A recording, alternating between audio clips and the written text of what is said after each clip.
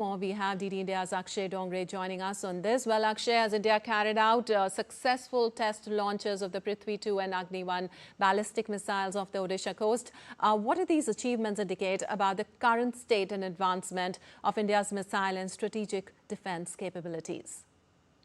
Lipakshi, so essentially we are talking about multiple developments that have taken place as far as India testing its own indigenous, homegrown weapon systems as well as defensive systems as well.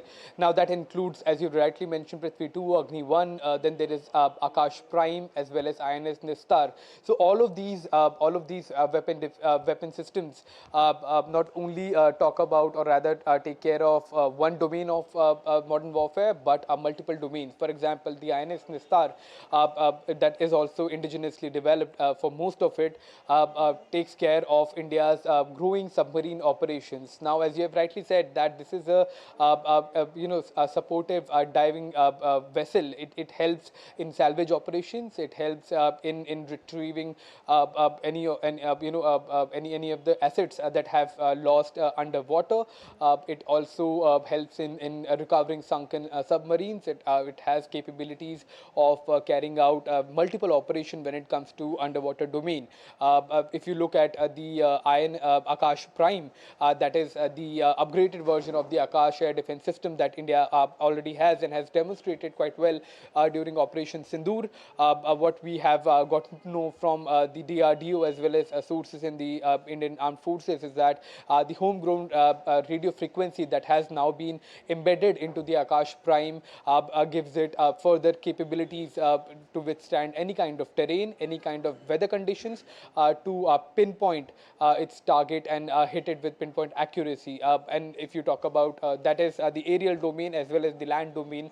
And once you talk about the Agni-1 and Prithvi-2, these are nuclear capable missiles. So we are essentially talking about almost every aspect of Indian defense needs as well as the growing needs that the Indian defense forces have, and how it is being catered to not by importing these assets but by developing them at home with our own technology and growing those technology to fine-tune the weapons that are used by the Indian defense forces. So it's a huge feat in the direction of self-reliance in defense sector. It's also a huge feat when it comes to pioneering technologies that are quite essential when it comes to modern warfare and any kind of tactical challenges that may be posed by any adversary country in a situation of a conflict.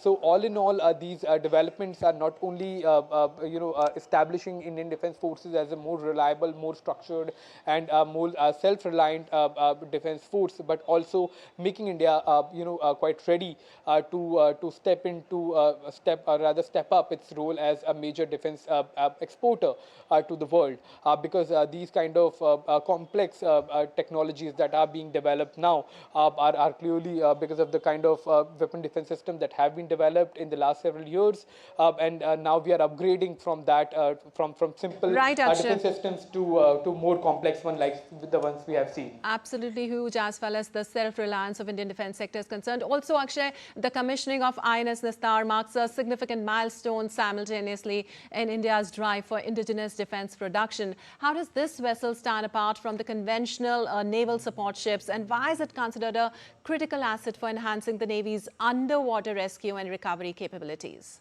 Well, INS Nistar is specifically designed for underwater recovery, salvage operations, recovery of submarines, recovery of any assets that have been lost underwater, because quite naturally, if a country operates in a vast region such as the Indian Ocean region and the Indo-Pacific as well, apart from other operations that are taken place or rather do take place around the year, most of the focus of the navies around the world are now moving toward underwater operations.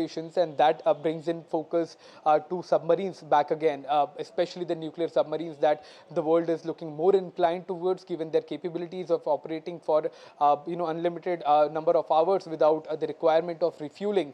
So in those kind of operations, if assets are lost, it's a huge loss for any country, for any armed force, and INS Nistar is specifically devised or rather designed to take on these challenges. So it's taking the Indian Navy, ahead as far as self-reliance goals are concerned, and providing cutting-edge technologies not only in offensive sector but also in supportive rules for the assets that have been deployed for offensive rules that are carrying out other kind of challenges and other kind of operations. INS Nistar is going to be in a major supportive roles for the submarine operation for the country.